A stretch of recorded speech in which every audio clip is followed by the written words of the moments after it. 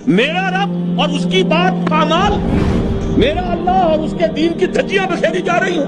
हजरत अबू बकर ने क्या फरमाया था, मेरे होते हुए अभी मैं जिंदा हूँ और दीन में कोई तगय्युर हो तो बदला जाएगा। अगर ये नहीं है तो बेगैरती, और इस बेगैरती और बेहमियती का आलम जो हमारे दीन में मकाम है उसको सुन लीजिए। अल्लाह ने वही की हजरत जिब्राइल को अलैहिस्सलातु वस्सलाम, फला फला बस्तियों को उलट दो।